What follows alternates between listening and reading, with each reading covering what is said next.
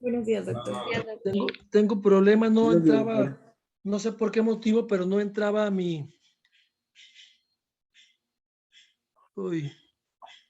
no entraba mi contraseña, no entra mi contraseña, ¿sí? Aquí aquí hola, cuñada, estoy en clase, cuñada, en un ratito, ¿no? Sí, en un ratito me hablas o te hablo, vaya. Disculpen, vamos a empezar, nos quedamos en hiperplasia de amígdalas, ¿verdad? ¿Me Sí. escuchan? Sí. Sí, nos quedamos ahí. Ok, continuamos para aprovechar el tiempo, por favor, ¿sí?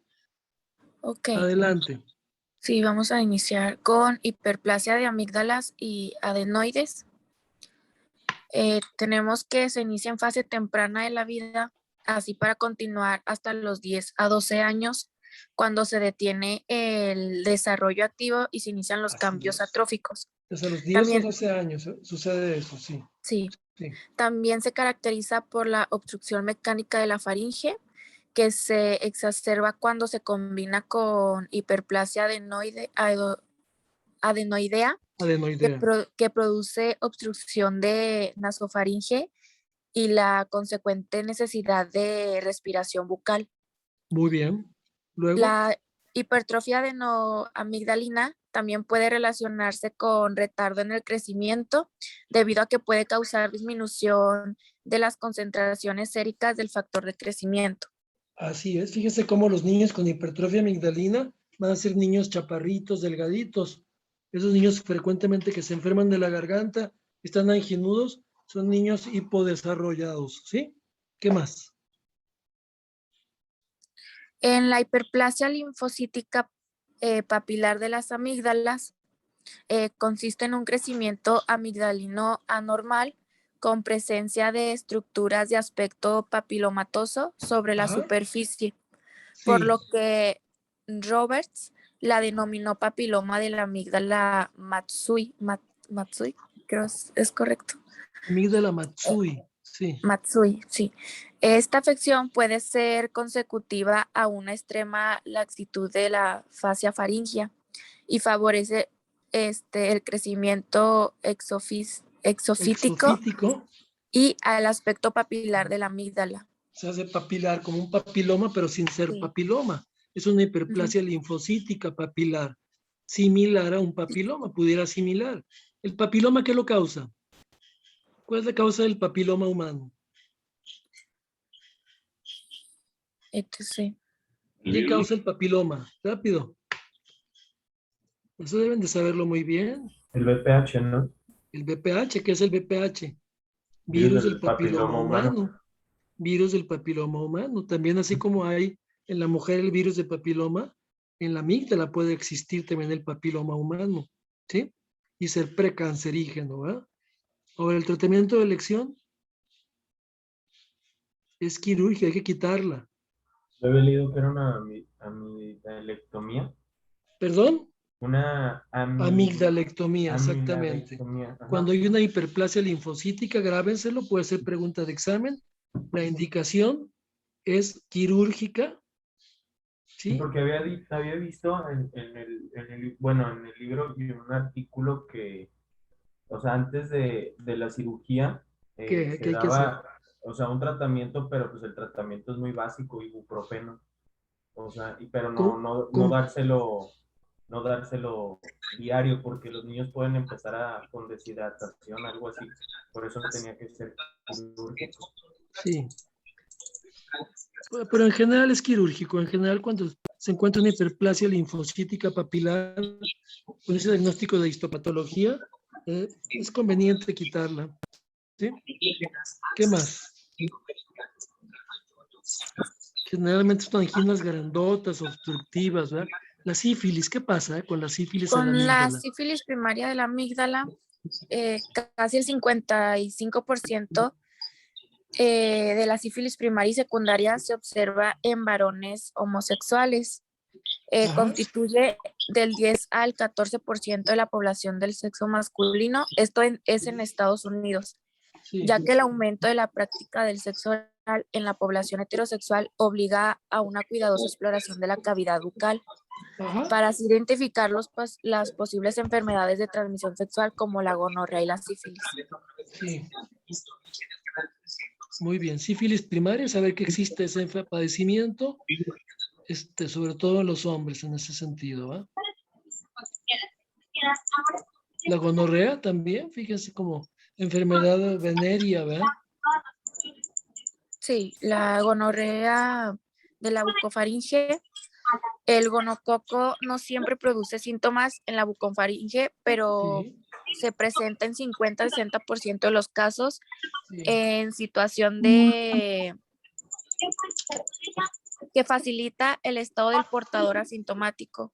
Y la Ajá. población homosexual es un grupo de alto riesgo, Sí. además de que las infecciones gonocócicas se acompañan de una elevada frecuencia de gonorrea diseminada, como puede ser la artritis y dermatitis.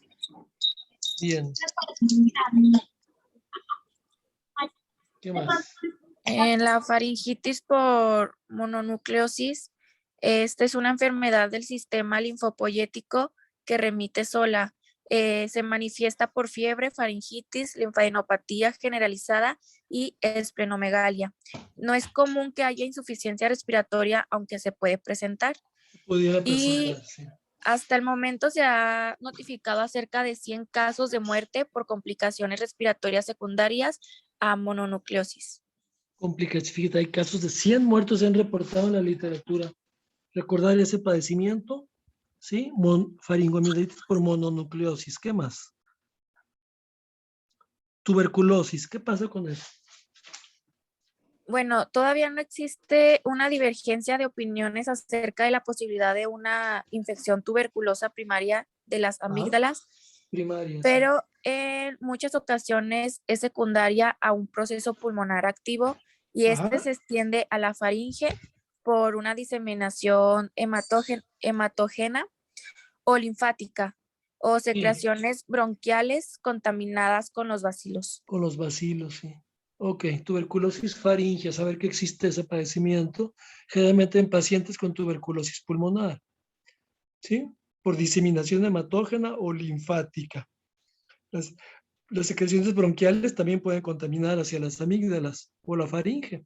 ¿Qué más? La angina, a ver, angina agranulocítica, ¿qué es? Es una angina ulcerosa y gangrenosa de la bucofaringe y otras mucosas. Esta es acompañada de granulocitopenia intensa y Sí, predomina en las mujeres. Se presenta sí, en cualquier edad, pero se identifica más entre 40 y 60 años. En entre algunos 40 y 60. casos, Sí.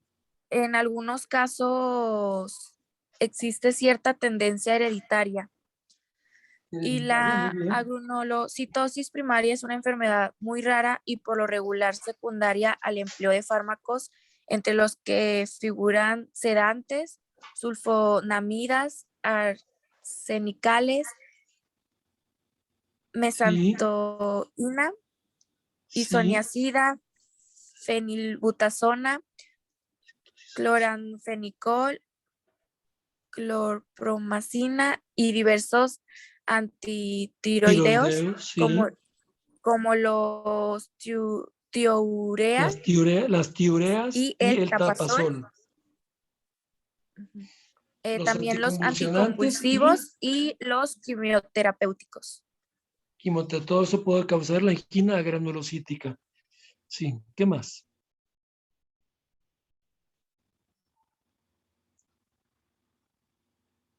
Amígdalas y fiebre reumática. ¿Qué relación hay entre eso? El que padece Se- amígdalas, todos sabemos que el riesgo de tener una amigdalitis nos hace potencialmente portadores de una fiebre reumática. ¿Qué nos puedes decir? ¿Es cierto o no es cierto? ¿Se considera? Ay, es que no voy a prender el Sí, micrófono. sí, se Bueno, se considera. considera una enfermedad con respuesta inmunológica exagerada ante un estímulo antinérgico. Sí, y en la que existe también una predisposición hereditaria. sí. Su erradicación de focos infecciosos en la cavidad bucal por el estreptococo B hemolítico se puede comprometer por el uso de cepillos dentales y prótesis ortodónticas Sí, em, removibles contaminadas con esta bacteria. muy bien, muy bien. El síndrome de Lemierre Lemierre, síndrome de Lemierre, ¿qué es? representa una trombosis séptica de la vena yugular interna con Exacto. presencia de bacteremia que produce émbolos pulmonares sépticos y abscesos metatásicos secundarios a una faringoamigdalitis o una infección intrabucal. Intrabucal. Fíjate, el síndrome de Lemierre, qué peligroso es. Son émbolos bacterianos que se pueden ir, que se pueden ir por la vena yugular interna. Téngalo presente eso. Puede haber metástasis bacteriana por una amigdalitis severa. Luego dice, el diagnóstico se establece como Empleo de tomografía axial computarizada con medio de contraste y el desarrollo de enfermedad pleuropulmonar se presenta en más del 90% de los casos. son pacientes con amigdalitis crónica, abscedada y mandan émbolos sobre todo los pulmones, ¿va? Sí. Ok, ¿qué más? Se tiene que, bueno, aquí se tiene presencia de infección primaria en la bucofaringe, Así es. desarrollo de septicemia con un hemocultivo positivo, Muy bien, evidencia clínica o radiológica de trombosis de la vena yugular interna, muy bien. uno o más focos metastásicos de infección, los cuales predominan en En pulmón y pulmón y hueso. huesos. Recuerden esa enfermedad, es muy interesante y no, no pensada mucho en los médicos y es más frecuente de lo que vemos, ¿eh? A ver, Sí. síndrome, ¿qué más seguiría? Síndrome de Lemierre. La histoplasmosis, ¿qué es la histoplasmosis? Bueno, esta es una enfermedad del aparato respiratorio superior y se manifiesta con lesiones en la laringe y en la lengua. Sí, Las amígdalas se afectan en 9% de los casos y los síntomas iniciales consisten en ardor faríngeo, ardor disfagia, faríngeo, sí, disfonía, masticación dolorosa, irritación gingival, pérdida de peso y la infección sí, por este hongo ocurre por exposición al guano, en especial de pollo y murciélago. el pollo y murciélago, sí. El histoplasma gondii, ¿verdad? La causa, el nombre completo de ese hongo es el histoplasma gondii. Sí, ¿qué más? La tularemia, ¿qué es la tularemia? Es una zoonosis. Sí, Consecutiva a Francisella tularensis, un bacilo pigmentativo, y el hombre puede contraer esta infección por picaduras de insectos, insectos, como sí, son los mosquitos y las moscas, con sí. contacto animal infectados, sobre todo en roedores y conejos. Y la forma clínica más común de esta enfermedad es la ulceroglandular, Úlcero en glandular la que aparece una úlcera primaria en la piel. en la piel. Muy bien. Tularemia, recordarla, no es frecuente.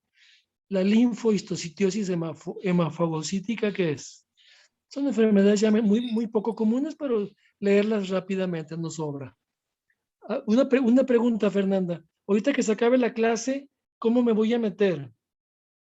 Otra vez igual, nada más le ponen el link así como entró ahorita. Igual en el correo, Sí, en el correo igualito, ¿eh?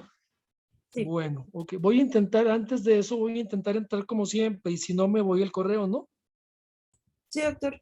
A ver, ándale pues. Adelante. Sí, esta es rara y a menudo mortal. Consiste en un síndrome hiperinflamatorio causado por una grave Sí, hipercitocinemia. sí, Los pacientes inmunosuprimidos constituyen un riesgo para el desarrollo de esta enfermedad y se caracteriza por el desarrollo de membranas fibronosas en las amígdalas y la bucofaringe, así como linfodenopatías en cuello, regiones de la ingle, además de esplenomegalia. Muy bien, muy bien. Con fiebre periódica. Hay una enfermedad que consiste por enfermedad de la garganta y está con fiebre y fiebre. ¿Qué significa eso? Bueno, la faringitis relacionada con la fiebre periódica, Marshall fue el primero en comunicar una entidad clínica distinguible por la fiebre periódica. Esto es en niños menores de 5 años, tiene episodios febriles que no responden al tratamiento con antibiótico, fiebre de origen indeterminado, recuentos leucocitarios aumentados y una velocidad de sedimentación globular elevada. Muy Su, bien. su diagnóstico diferencial se realiza con un neutropenia clínica ¿Con y neutropenia? también con hiperinmunoglobulinemia D, Sí. Enfermedad de fiebre, Beckett. enfermedad ¿De Beckett? de Beckett, De Beckett. eh, Sí. Beckett. Fiebre familiar de Mediterráneo y síndrome de Ruban. Rubani. Ruban, sí. Es francés eso, Beckett y Ruban. Síntomas faringios crónicos. Entramos a la cronicidad. ¿Qué es lo cronicidad? Es Bueno, un... A ver, sí. bueno, los síntomas faringios crónicos van a ser el motivo más frecuente de consulta en el consultorio de un otorrinolaringólogo. Y de un médico general también. Ustedes van a... la mitad de su consulta va a ser por faringoamigdalitis. Este tema es muy importante para ustedes en su práctica de medicina general, ¿verdad? Ujú. Las causas más comunes del problema crónico, ¿cuál es? Infecciones, ¿verdad? Sí, ¿Qué más? infecciones bucofaringias provocado por bacterias o virus, Sí, problemas de alergia sí. con factores comunes ambientales, problemas gastrointestinales como el reflujo El reflujo gastroesofágico. gastrointestinal. Ese reflujo es muy frecuente en pacientes que refieren faringitis crónica y hay que interrogarlo, preguntar si el paciente padece de reflujo, gastritis, si ya tiene antecedentes de ir con un gastroenterólogo, si está operado de hernia yatal. Es importante sospechar en problemas crónicos faringios, problemas de reflujo gastrointestinal. Ténganlo siempre en cuenta. Luego también las enfermedades de la columna, ¿sí? Enfermedades de la columna como por ejemplo espondilo artrosis o osteoartritis, Osteoartritis, sí. problemas endocrinos, como por ejemplo la patología de la tiroides, Sí, diabetes mellitus y problemas psíquicos, psicogénicos, ¿verdad? También problemas psicogénicos. psicogénicos. La persona ansiosa, etcétera, puede sentir molestias faringias. ¿Qué más? También tenemos el síndrome de la apófisis estiloides larga, también conocido como el síndrome de Higo. Eagle, águila, es águila, ¿verdad? Eagle. Grábensela muy bien, creo que viene en el examen. El síndrome de Eagle. ¿Qué significa? ¿Qué es el síndrome de Eagle? Bueno, Es el alargamiento. es el alargamiento de la apófisis estiloides. Es una de las numerosas causas del dolor en la región cráneo-facial. Como habíamos dicho, Eagle en 1937 fue el primero en descubrir este síndrome. La elongación congénita de la apófisis estiloides puede deberse a la metaplasia o la, la calcificación de este ligamento estiloideo. Sí. Es hecho por el crecimiento del tejido óseo en la inserción del ligamento estiloideo, que puede ocurrir un dolor que atribuye a ciertas cosas, como por ejemplo a la fractura del ligamento estiloideo osificado, Sí, sí. proliferación del tejido de granulación, compresión de las estructuras nerviosas, como por ejemplo el nervio glosofaríngeo o el trigémino, Ajá, alteraciones inflamatorias por la compresión, irritación mecánica por la mucosa faríngea, por la punta de la apófisis estiloides, así es. también irritación de los nervios simpáticos de la vaina carotidia. El diagnóstico se va a llevar a cabo pues por establecer una palpación de la fosa amigdalina, estudios radiológicos y su tratamiento va a ser quirúrgico, lo cual va a liberar la tensión. Que esa es la extirpación precisamente de la parte elongada de la apófisis estiloides. Aquí la causa es la puntita de la apófisis estiloides alargada que está picando el piso de la faringe o lecho amigdalino. En este caso se hace amigdalectomía y a través del lecho amigdalino se abre quirúrgicamente con mucho cuidado, se toca la punta de la apófisis estiloides que precisamente se dirige hacia el lecho y se corta un pedazo de esa punta y santo remedio, se quita el dolor faríngeo por la apófisis estiloides alargada o síndrome de Eagle. No se les olvide, es pregunta de examen. ¿Qué más? Ahora vamos a hablar sobre el Cuerno síndrome del... superior, sí. También es otro padecimiento poco frecuente, pero hay que conocerlo. ¿Qué es? se va a relacionar con el crecimiento de las porciones superiores y posterior del cartílago tiroides, Ahí está. con su elongación y calcificación anormales de un asta del cuerno superior de este cartílago. El paciente Así refiere es. una sensación de un cuerpo extraño en la faringe. También puede presentar disfagia o dinofagia, los cuales van a mejorar luego de la disección quirúrgica de la asta afectada. Muy bien, me encanta ese dibujo que pusiste. Ahí está el cartílago tiroides, ¿va? Con sus astas superiores, sus astas inferiores, cómo se ven a transiluminación los aritenoides, los corniculados, ¿sí? La lámina del tiroides. Me gusta mucho ese dibujo, grábenselo muchachos. El ligamento cricotiroideo, luego el cricoides abajo del cartílago tiroides, del cricoides, y entre uno y otro ligamento, ¿sí? El arco del cricoides, o anillo cricoideo, otra manera de mencionarlo, es anillo cricoideo. El cricoides es el único cartílago completo de la laringe, ¿sí? El cartílago tiroides no es completo, en su parte posterior es membranoso. Gracias al cartílago cricoides, la laringe no se colapsa, ¿sí? Gracias a que es completo, eso grábenselo también. El cricoides, cartílago laringio, es un cartílago en forma de anillo completo y que su función principal es que no se colapse la laringe. ¿Qué más? Ya que se termina, nos comunicamos otra vez. Amigdalectomía. ¿Qué es la amigdalectomía? Bueno, es un procedimiento lo cual en los Estados Unidos lo practican más de 340,000 veces al año. Este procedimiento fue descubierto por el doctor Celsus por primera vez y él dio las primeras indicaciones para esta amigdalectomía. Sin embargo, no existen exactamente indicaciones precisas para la amigdalectomía, pero hay muchas indicaciones que Por eso vamos a mencionar. cada médico con su experiencia personal debe de determinar qué paciente debe ser operado. No hay indicaciones absolutas. ¿Qué más? Pues las indicaciones para la amigdalectomía